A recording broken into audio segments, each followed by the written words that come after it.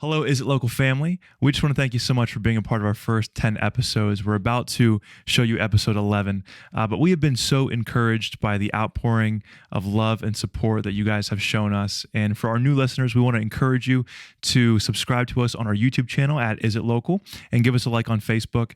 Feel free to share these videos too if you find that it would be beneficial for people to watch. That really helps us out. It really gives these business owners some great exposure to the community. So you're about to see Bob McCafferty. He is the owner of North Country Brewery, and this was an awesome interview. So we hope you guys enjoy. Take care. 3, 2, 1. Bob McCafferty, how are you, brother? Good, man. How are you today? I'm doing well. Thank you so much for coming on. We really appreciate it for taking time to do this too. Absolutely. We're just so thankful. So yeah, thanks for inviting me. I appreciate you guys thinking of us. Of course. So you own various eating and drinking establishments in the Western PA area, one of those being the North Country Brewery. I have to ask you, what was it like opening a brewery before it was a trend? What was that process like for you? Yeah, I mean, it was a lot of, there wasn't any written book on that at all. And, not that we tend to follow the book when there is one, but, it's just a twisted path, actually, explaining how that would be. And the bank loans were okay. They approved my business plan, but, just really finding the equipment, meeting the bank loan and getting within the parameters of purchasing the equipment and everything, and the renovation we had to do was a challenge. Sure. Yep. You in our local area, you're kind of like the godfather of brewery. I don't know if you know that or not, but people really look to you. I think even because of your history and the success that you have seen in this business. What made you decide to do this? Really, hospitality industry was great in my life. Dishing and going through all the stations of a kitchen, replaced 3 other part-time jobs that I had at the time. Restaurants paid for 2/3 of my college and all my cars that ran and rent and everything I had to pay for, Sure. It allowed me the flexible schedule to go backpacking and then come back to a job, or go to a dead show and come back to a job. Yeah. And then actually the flexibility to finish college, and bartend at night, go to school during the day. I was in the field for a while, but just always loved the hospitality industry. Traveling got to the point where, either I had to get back and get my doctorate, to continue in that pathway, or do something completely different. And obviously we chose that. Came back to hospitality. Yeah. Where did you go to school? IEP. Oh, very cool. Yeah. Okay. You enjoyed your time there? Yeah. It Sweet. was a fun school, and, I learned a lot, and it opened a lot of doors and windows. And, that's what colleges are great. They're always there. Between every 2 pine trees, there's a whole new pathway, So Sure, man. Yep. That's cool. So I'd love to talk the location specifically of North Country, and we will get into the other parts of your crazy life, I'm sure, during this interview. But the location of North Country in Slippery Rock is a very unique one. How did you find that location?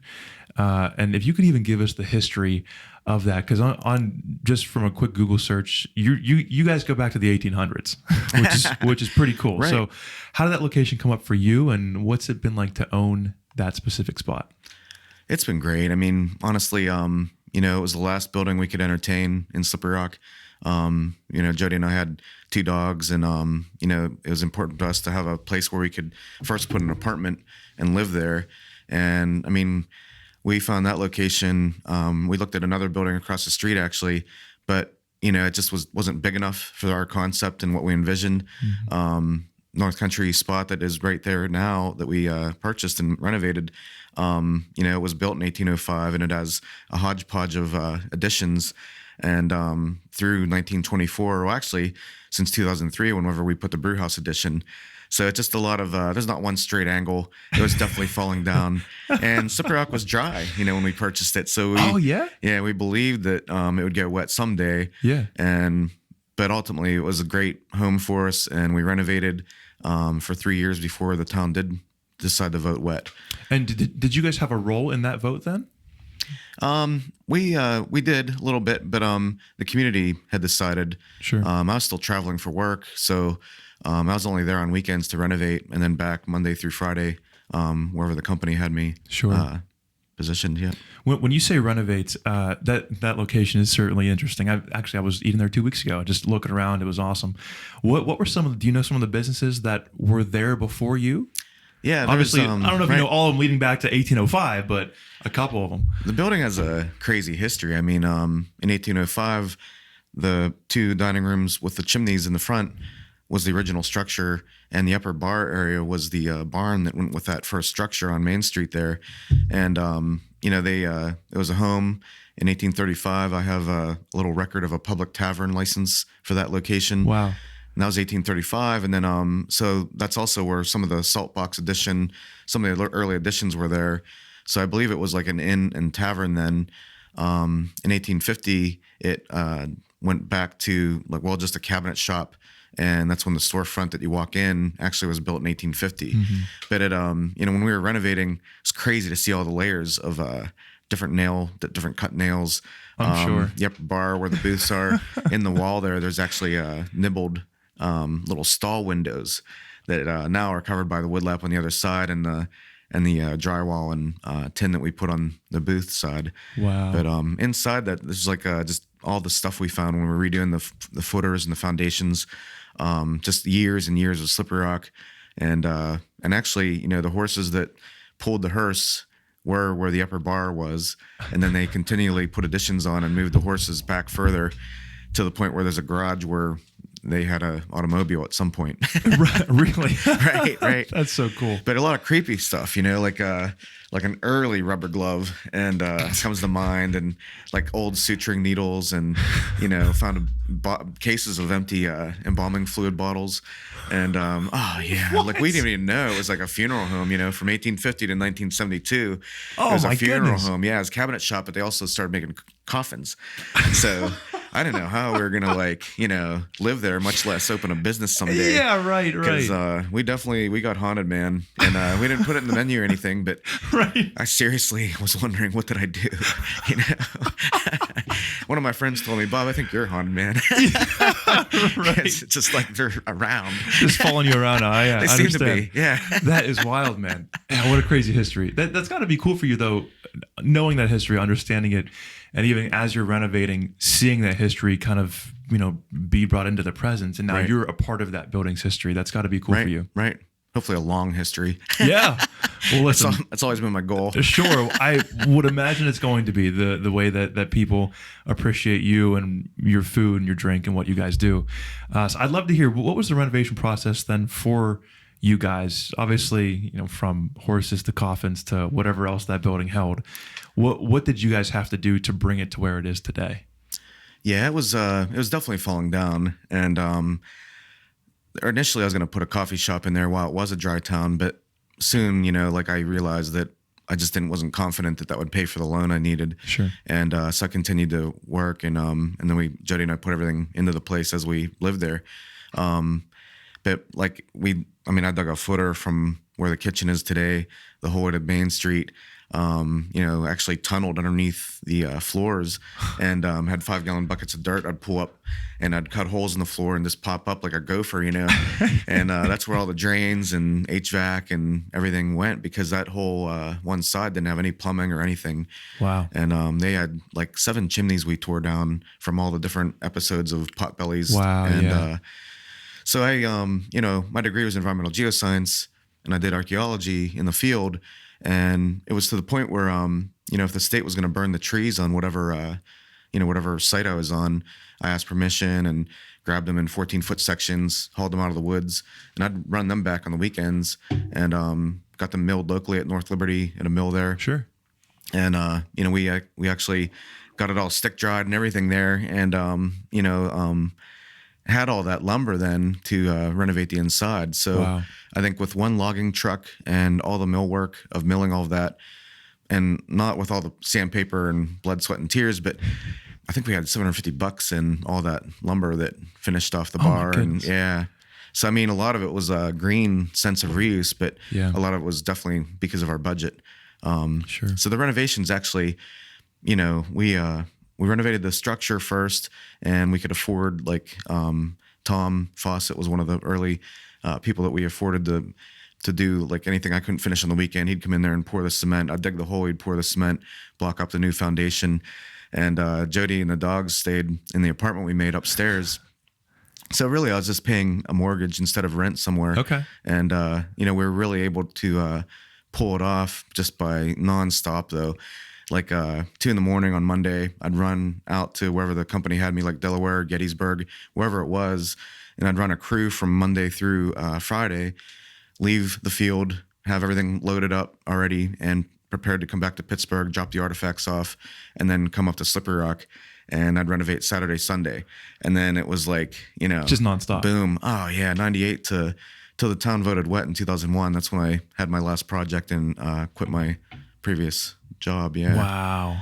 And then it was just, I wrote the business plan. We got it approved by the bank. There was still a lot of interior to do, but, because we had the structure pretty much reframed and set down on a new foundation by that point. But the bank loans wouldn't open because it was tied to the liquor license that we were going after, the Brew Pub license. And they were brand new. And it was just, we had liquor law lawyers, but they never did a Brew Pub license. And so we just had a tough time getting those through. And we had one protest against us in the neighborhood. So that took till 2003. So that was like 2 years that I ended up renovating the interior. But I also started bartending again. So, again, hospitality industry, right? I ended up bartending at Harmony Inn. And I was always a good customer of theirs and loved them. And they had a great craft beer business before craft became craft. They had imports, back in the day. But, bartending at night and then renovating during the day, that was great for us because, again, that's how I got through college. Here I am again bartending and had my days free to renovate instead of just running around on weekends. And, we got a lot more done. What was that like for you leaving a career? And how long did you do, but before you owned what you do now, how long did you do the archaeology side of things? How long was that for you? My first project was in 92. Okay. And then my last project was 2001. Okay. Yep. So close to 10 years. What's that process like for you? What are you thinking when you're saying, okay, I'm going to leave my career to start a small business and take a huge risk here? What are those conversations like with you and your spouse? Like what does that happen? Well, that's I think that's how life should be. You should feel free and don't be afraid to jump in, sink or swim, man. But you just got to jump in or you're never going to know. And that's usually like even when I backpacked and I associate a lot of things I think with my time in the woods. You don't know if a grizzly's in the woods until you walk through the woods, right? And so you can think about it and worry about it as much as you want, but until you walk through the woods, you don't know if he was in there or not.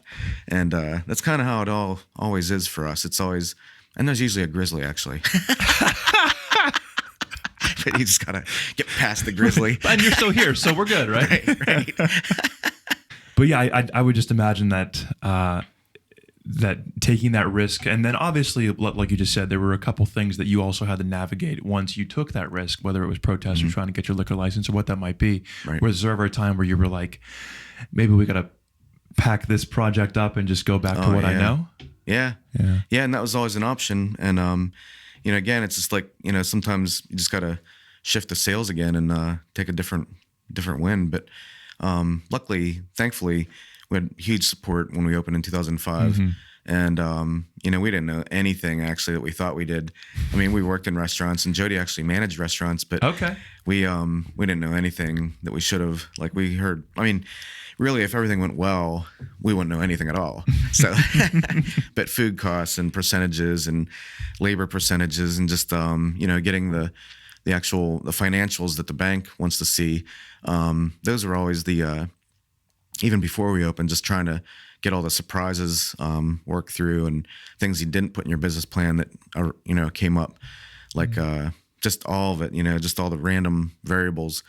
But but again, it's just like, you wouldn't know how that was going to roll unless you did it. So yeah. I'm sure from the owner's perspective, you have seen, like you just talked about, the community kind of coming behind you and supporting you guys. What have you seen? You've been doing this for 17. You've owned for about 17 years at this point. Yep. How have you seen the community kind of come behind you and support what it is you do? Is it through just regulars at the restaurant? Is it through just friends that you've met? Like, how have you seen the community and your business kind of come together in Slippery Rock? It's just really like early on, we had a really good brewer, and then we had great assistant brewers. My time was in the kitchen when we first opened, and then so just meeting everybody, Bob Smith was the president of SRU at the time, and I was out back scrubbing mats, and when I heard he was out front, and I went out to meet him, and I just met them all, over the years while I renovated. I met a lot of the town folk, but the townspeople. But the florist was great, Ken Beatty. We'd solve the world's problems out in the back alley, before we opened. So we're really fortunate. We really got to feel small town America, and as we renovated. So by the time we opened, we just really emails were brand new actually too. So we met a lot of our supporters via email early on in our first website in 2003. So when we bought the building in '98, and then so we had '98 to 2003. We launched our website, and then tried to get through the legalities and everything. So we had a lot of time to meet a lot of folks, and then once we opened, we started our mug club immediately, and got to meet everybody. Had the university make our first mugs out of the art department, and so really it was just by networking with everybody. It just came together. We didn't even plan it, but it was just a nonstop, slow roll to a boil kind of existence back then. Sure. Yep. And I'm sure people, when they go into North Country, they see that it's kind of an extension of you. Like even just talking to you briefly, it seems like even how you renovated is kind of an extension of you, would kind of an extension of who you are and your interests and your likes. Would you kind of agree with that? Yeah. I mean, it just even the colors we chose initially were heavy backpacking colors at the time, and Jody and I went to festivals, and I went to Dead shows. We went to blues festivals. Yeah. So the music scene and everything when we opened, you're right, it kind of touched on what we were about. That's cool. When I traveled for work, Jody and I looked at Booth Bay Harbor, Maine. We looked at Tuscaloosa as possible spots to put North Country, and just grow our root in a community. And that's where I grew up in Butler. I mean, I knew Slippery Rock, and we felt safe coming back home, basically. And then our folks were in the area, and our families were in the area. So it just all made sense at a point. Yep. That's cool. I got to ask, how does tie-dye play into what it is you do? Because whether it's your servers or, again, even on some of your cans here, right. How is tie-dye involved in that way? Well, when I lived in Butler, I had a bug with Grateful Dead stickers all over it, and it had a wind-up key in the back. It actually had a hole in the glove box where all the empty beers went in to the trunk. And so, I mean, this is a business cut I have today. I used to have long hair and nice, man. Just to have fun, And so the tie-dye thing just was all part of that, Cool. Peace and love. And since you mention it, there's nothing like that sound, right? Enjoy. Yeah, cheers. Cheers, man. That's so cool. So I'd love to then ask, you had mentioned Harmony Inn earlier. So before you owned Harmony Inn, you worked there, and you were also a customer there. Yep. How did that relationship start? How did you then come to purchase this? Yeah, it's just it's really part of that. It's just crazy, to think about. I've always been a fan of Harmony Inn. I found that place a year after the previous owners had purchased it. Jody had found it separately, Actually, I got her number off Harmony Inn's bar when we were both customers of that place. Okay. Yeah. So, I mean, it's just crazy to how much it's always been a part of both of our lives. And then, she worked there while I still did archaeology. Gary and Carl were the owners, great people, and just from us going in there and then her working there. When I quit archaeology and when we were held up legally, I had zero paycheck coming in, so Gary and Carl hired me to bartend nights there. And so again, it just was crazy. I learned, I remembered everything that I'd learned previously, and I learned so much more making sidecars and getting back in the crazy drinks, and I met a lot of the people there, and they heard my story, like how the renovations went all day. And then they heard, just all the stories at the bar there. So I met their customers as well, their guests. That's when smoking was allowed in bars, and I used to take a couple of regulars. I'd take their lighter and write something on with a Sharpie when they weren't looking, and I'd put it back in front of them. And and I'd put like take cellophane and go pop it on the beer bottle, and then they'd go take a drink and they couldn't get any beer out of it. So we had fun, and that's all it's always been with Harmony. So then years later, Gary and Carl, it just came to the point where they were selling it, and I heard the rumor, and I was actually at a tourism bureau meeting, and I'd heard the rumor a few times, and I've always crossed my fingers for every restaurant to hope that whatever their plan is, it works out for them. I just thought I'd just stop in and see if Gary was around, and this was 2012. We were actually getting the cannery up and running at that time, and I was on my way back up there from Zillionople, and I just stopped in, and Gary was there. We had a couple beers together. He told me what was going on, and that's within the month we, got the secured the liquor license, and then worked with them to purchase the building. Wow, and within a month. Yeah, well, yeah, and then that took a year to get through the legalities of that. Yeah, sure. Yeah, but we had to start it immediately, and because they were ready to to close it.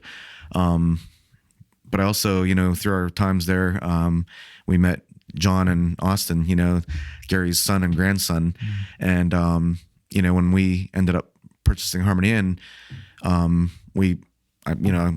asked John, great guy, great hard worker, and then Austin as well. He was going into the Air Force, but he was 18, and we were like, well, we got this job at the cannery. We're just, we need brewers, and we need packaging, and we need. So of all the things, they're just the best brewers we've ever had. That's awesome. And so they're, we were always part of their family. They've always been part of our family, and it's just a twisted path that somehow you come out of it, and it's like, wow, right, and it's working. Right. That's awesome. Austin's Austin's great with the sours and the seltzers, and John's an awesome lead brewer now, and like we've always gravitated towards kind of old school beers. So it's a great mix of what everybody likes today, with our brewers, and just a great team. Yeah, the best team we've ever had, actually. That's great. How do you see the relationship between North Country and the Harmony Inn mesh? Do you have different visions for both? Well, while both serve food and drink, do you have different visions for where you want to see them head? Are you trying to reach different people with both of these restaurants, or right? What's kind of the story behind that? Well, I think just having every town needs an anchor, and whatever business that is, they just need they need a destination there, and that makes the whole town more of a community when they have different fabrics of that. It's so true. Yep. And so like, each place really just good tavern in every town, right? That's always my goal. Right. And I don't, I like to find them. So I mean, it's awesome that we have Harmony Inn and North Country Pub in two towns. Yeah. Yeah.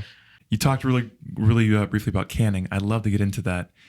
Do you guys can and then send drink out all over? Yeah.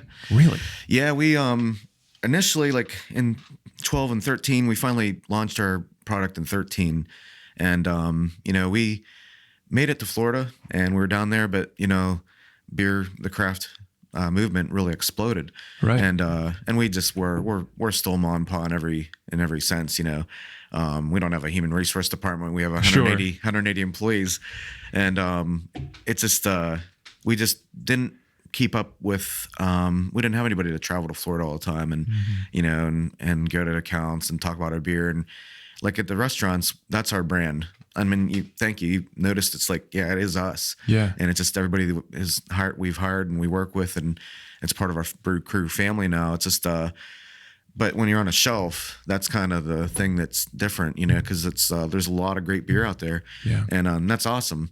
But when you're canning on a shelf somewhere, then, we had to grow to the point where we could get some sales reps and, some field people out there.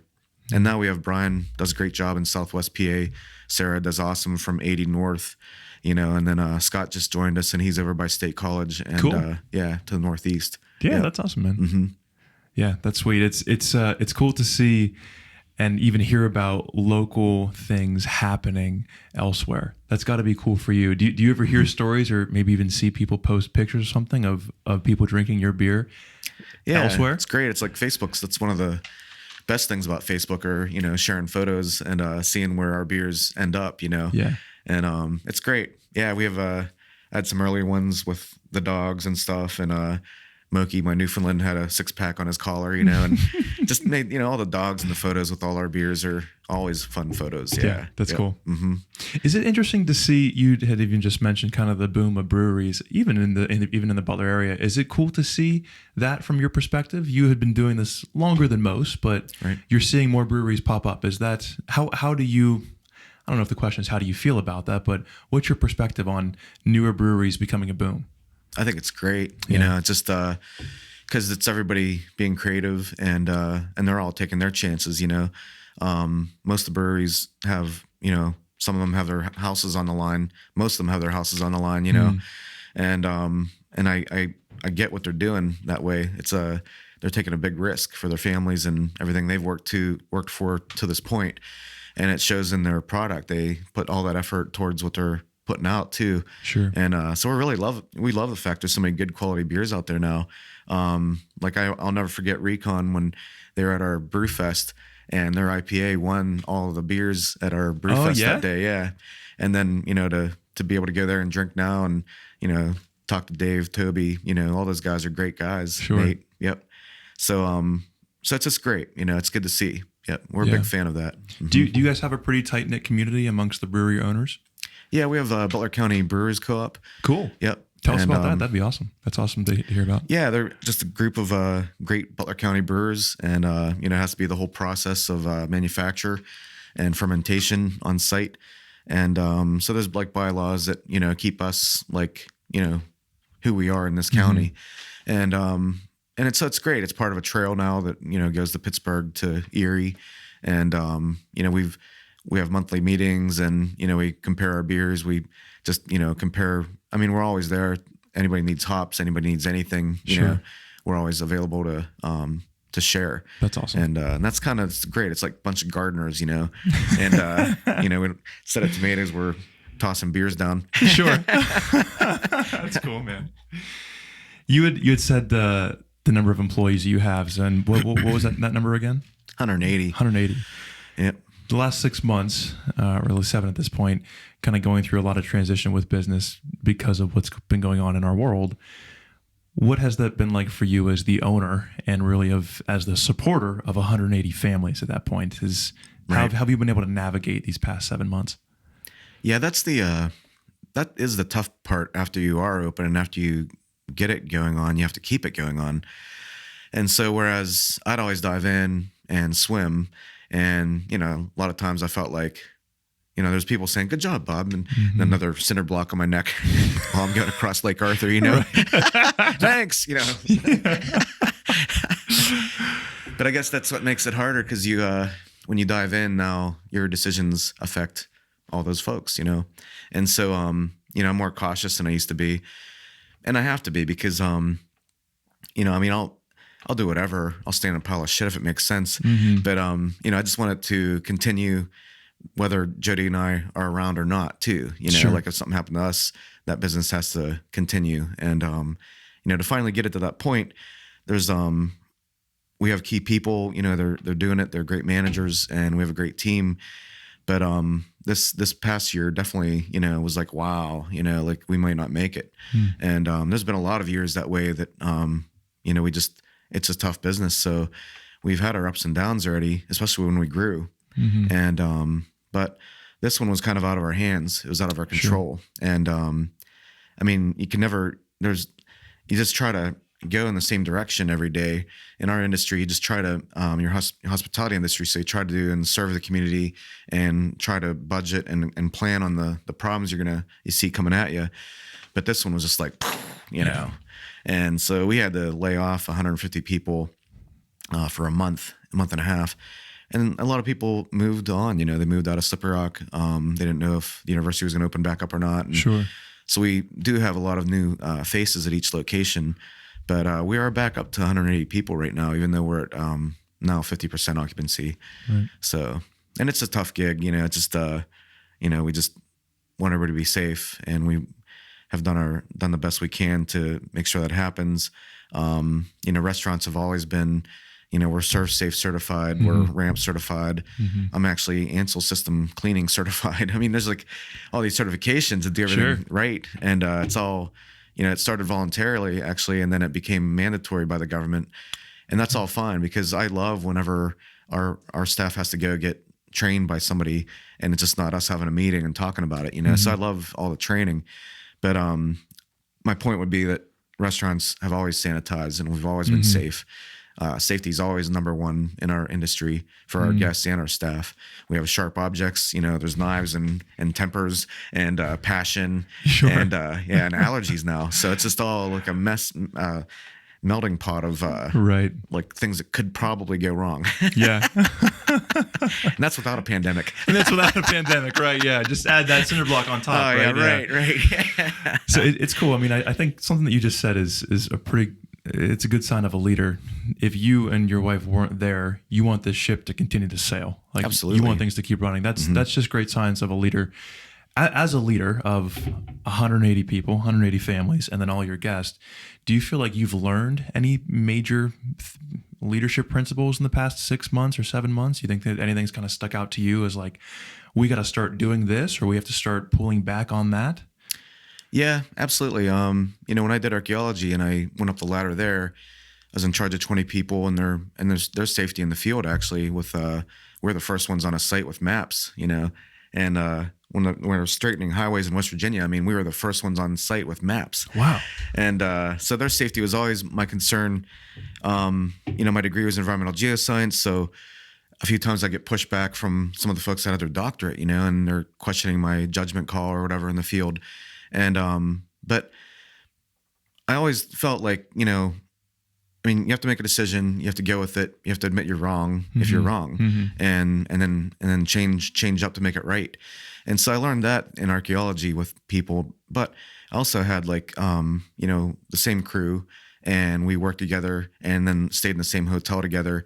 And so like, even those challenges of managing at the time, you were always there. Whenever we opened North Country, there's 2 shifts, 7 days a week. And I mean, we tried to be there every day through all those shifts early on. We didn't have any managers actually when we opened. But basically, when I looked at it, we lived upstairs still, and it was 124 hours a week that we put in. And you closed it, you opened it. And there was still so much more that needed done. So you can just like burn out, And so we made it through all that. But that has been a challenge I had to learn was, how to not be present, but manage through managers. And, all those shifts now with multiple locations and all those shifts, we have our manager meetings. We're there for support. We're there for guidance. We have house policies now that we've written over the years that we live by. But the one I always go back to is our basic mission statement would be think like a mountain. And because that's awesome. That's your goal, And if you're kayaking, you usually had a map point that you had to get to. And when you're backpacking, you had a water source you had to get to. So like I feel business is the same way. You just have to, have that focus. Sure. You make decisions through that grid, right? Yeah. Like that's what you want to make your decisions based off of. That's awesome, man. It's really cool. What is, if you don't mind me asking, what is your role at this point? Because you've seen these businesses take off from the beginning. You've built them literally. You have seen them come and go, and you've built this thing up to 180 people. I would imagine that you're not in the kitchen every day trying to make sure that things are getting out on time. Correct me if I'm wrong, but what is your role today in all of your businesses? Yeah, we part-time clown, basically. Entertainer. Yeah.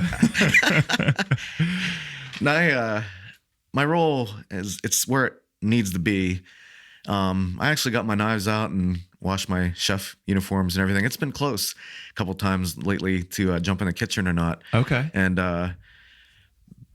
now we have a maintenance guy, you know what I mean? We didn't have one for a little while, and everything breaks. So I have a van full of tools that I usually drive. And, you never know if you're going to be, what you're going to be doing. Like I'll go in to use the restroom and I'll be like, and I end up cleaning the restroom. This needs clean, this needs fixed. Yeah. So it's just a very fluid motion through the day of what you see and what you do. Okay. And Jack of all trades. yeah, You still kinda have to really, be. yeah. And it makes it interesting for me. I'm not an office guy. It is hard for me to sit in an office still. Sure. Well, And, as a backpacker, as a mountain man, yeah. like yeah, that would be Right. tough, right? It is. Yeah. I mean, we had a farm there for a while too. So for 12 years, it kind of tied into my degree where I took the grains home and fed the cattle. Prep waste from Harmony Inn's kitchen and North Country's kitchen would go to our pigs. For the first 6 years, we kept up and we managed the farm well. And I mean, that's what I did. Basically, I was at each location every day picking up spent grains and prep waste. But we just recently sold that actually. So now Jody and I are, we still have 2 dogs, but we don't have any animals. We have a small garden. And so now I'm still just as busy though. It's crazy. Yeah, I don't understand. But Yeah. I still sit on some boards and I still believe in the restaurant industry. And so one of them would be Pennsylvania Restaurant Lodging Association. I'm government affairs chairman for their board. Wow. Yeah. And great people, great organization. And, I'm still anytime, just whatever we can do to be part of the community. I was at a benefit on Monday, benefit on Saturday, so those are 2 days in this week that's what I did. Yeah. And so it's still, just different kind of animals around us. Gotcha. What would you say to people that want to bring business into a small town but are a little timid because of that? So you've done this multiple times at this point in your life. What advice would you give to someone that wants to open up a small business but might be unsure of taking that risk? I always say, if we didn't do it the way we did it, like Jody and I don't get paid sometimes. Sometimes we don't take rent. Sometimes we do because we own the buildings. So we'll take rent, but then we'll put it all back in, and that's how we grow the business. So just having that, in whatever business you open, just making sure your lease arrangement is good. Like 4 to 8% of your projected sales. That's where your lease or rent should be, whether you own the building or not. You just set that money aside, and especially with this pandemic and restaurants are shut down. Sure. I mean, the only reason we made it is because we didn't collect rent, and we put it all back in. We sold the farm last January, and there's 12 years of paying down a mortgage there and all the animals. And within a week with this pandemic, you have that check in your hand for a week and it's gone. Right. So you have to plan the best you can, but obviously this year is ridiculous for everybody. Sure. We're fortunate to have that to set up this business the way we did, because it gave us a lot of we're just part of being a clown. You're a good juggler, right? So Right, man. we have more things to juggle, and we're lucky that way that we Sure. set it up this way. So for anybody coming into a town, I say go for it and do it. These towns, main streets, especially when you resurrect a building and resurrect a storefront that was empty before you put your business in there. Just, bringing back when I grew up in Butler and every storefront was full, my brothers and I would get on the Kenmac and work for my dad, after high school. And we knew all the families downtown and all the, none of the parents would let kids get away with anything downtown. You know what I mean? Everyone was raising each other's kids. Like it was a community. It was a community. Yeah. Right. And that's what I love seeing. I think I see that coming back. I was going to ask, as someone who is pretty invested in the community of the Butler area, you are seeing that come back again. Yeah. That's good. Yep. It's great. A lot of great volunteers in all these communities around us, and all their hard work and then that consistent hard work that they put in, you can see it paying off. Yeah. That's awesome, man. Yep. What's your vision for North Country Brewery, for Harmony Inn, for the businesses that you own and run? Do you have a vision for what 10 years from now looks like for you? Yeah. It's crazy to think about, but this year definitely put everything in perspective. Sure. And 10 years from now, we always want to grow well, not necessarily big. So I guess, Harmony Inn wasn't in our, we weren't looking for it, and it just had to happen though. I mean, it's such a great place, and the timing, the timing's never good, but that's the best thing about random stuff like that. Just, we're just still going to do, hopefully make the best decisions. Sure. And hopefully, continue to grow well. Yeah. Right. Mm-hmm. There's a great quote: "Bigger isn't always better. Better is always better." Better is always better. So That's a good quote. you just basically nailed it with that answer. That's awesome. Do you, just out of curiosity, do you have any plans on opening up another business or another location anywhere in Western PA? We're talking to a few folks, 2 different farms actually, one in Crawford County, one in Butler County, about like a satellite location. Cool. And there's a lot of other great breweries too. So we're still talking with the one group in Crawford County. We're using one of our basically our storage licenses to go up there and be part of a wedding venue in Crawford County. And we love that because we're not competing with anybody in that area. The distributors distribute our beer to bars up there. And really what we're doing is just offering a venue with that farm that will be for weddings and won't compete with anybody. So we always, with our growth, we always look at that as well. We don't want to compete with other restaurants, or especially with restaurants that carry our beer. I mean, the last thing we want to do is, be a competition to them. Sure. But if we can offer a venue that wasn't in that area, and we can be part of it and help another business, partnering with them, and that way, with working with their management and the way they do things and finding like-minded people like that, that's where that is what we're our direction right now. Cool. Yeah. That's so awesome, man. Well, hey, listen, again, we cannot thank you enough for coming on. This has been a great interview. Where can people find you? Social media, websites? Where should people look to find you guys? Yeah, definitely. Our website's just getting redone right now. Nice new facelift. Nice. And so it's northcountrybrewing.com. We have theharmonyinn.com and northcountrybrewpub.com is all part of that website. If you tag on that, you'll find the rest of our spots. Very cool. Yep. Awesome, man. Thank you, man. I appreciate it. Of course, man. We can't thank you enough. This has been awesome. Check them out. Wonderful food, wonderful drink. You will not be disappointed. Thanks. Appreciate your time. Surely. Thanks, dude.